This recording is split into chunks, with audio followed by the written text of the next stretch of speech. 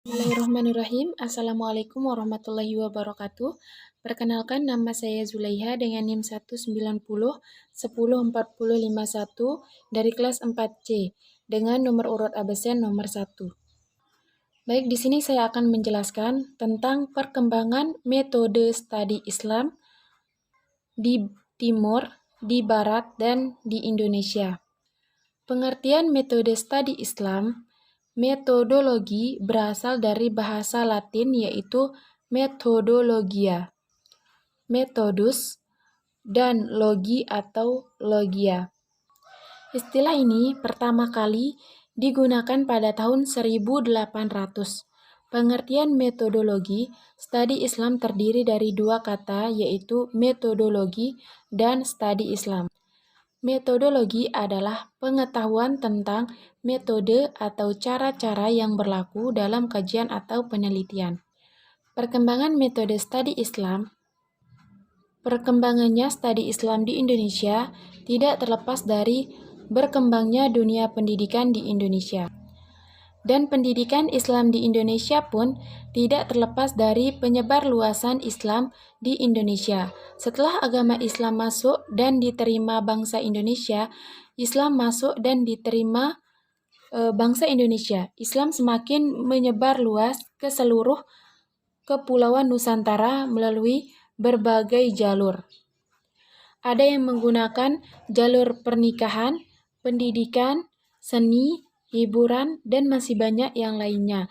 Dan para mubalik muslim pun akhirnya tinggal dan menetap di Indonesia.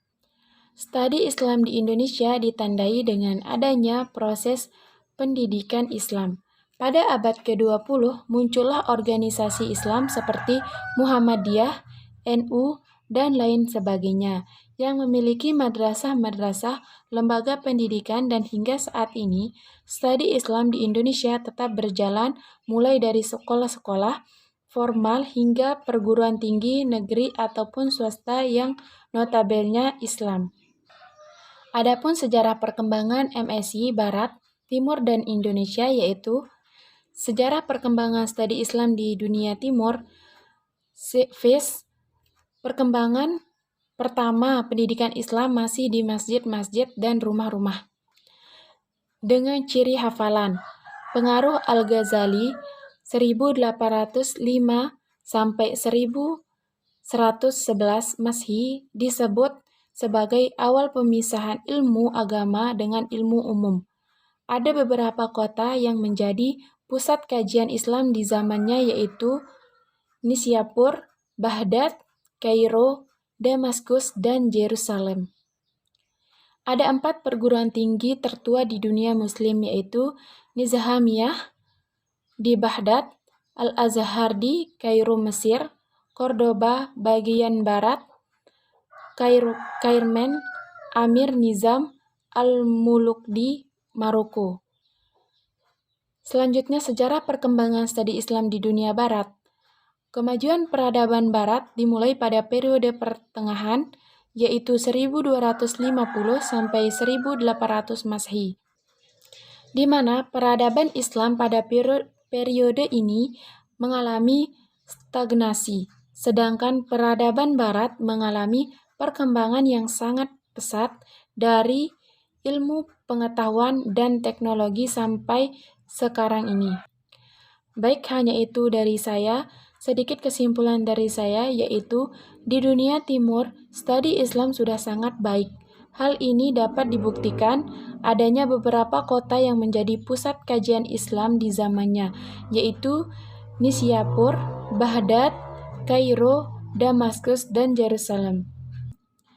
Dan ada 4 perguruan tinggi tertua di dunia muslim yaitu Nizamiyah di Baghdad, Al-Azhar di Kairo, Mesir, Cordoba bagian barat, dan Kairouan Amir Nizam Al-Muluk di Maroko. Selanjutnya, dalam dunia barat dapat kita lihat banyaknya bermunculan para pemikir-pemikir tentang studi baik itu masalah agama maupun ilmu umum. Hal inilah yang menjadikan studi Islam lebih berkembang pesat di Barat. Salah satu contoh yang kami ambil adalah pemikiran Ibnu Rushd yang melepaskan belenggu taklid dan menganjurkan kebebasan berpikir. Indonesia adalah negara yang terbanyak umat Islam. Umat Islam juga tidak kalah dalam dunia studi Islam. Hal ini dapat kita ketahui dari perkembangan pola pembelajaran dari awal Islam masuk di Indonesia hingga saat ini. Perkembangan studi Islam di Indonesia dapat digambarkan demikian, bahwa lembaga atau sistem pendidikan Islam di Indonesia memiliki tahapan-tahapan seperti sistem langgar, sistem pesantren, dan sistem lainnya. Baik, hanya itu yang bisa saya sampaikan. Terima kasih atas perhatiannya. Wabillahi taufiq wal hidayah. Assalamualaikum warahmatullahi wabarakatuh.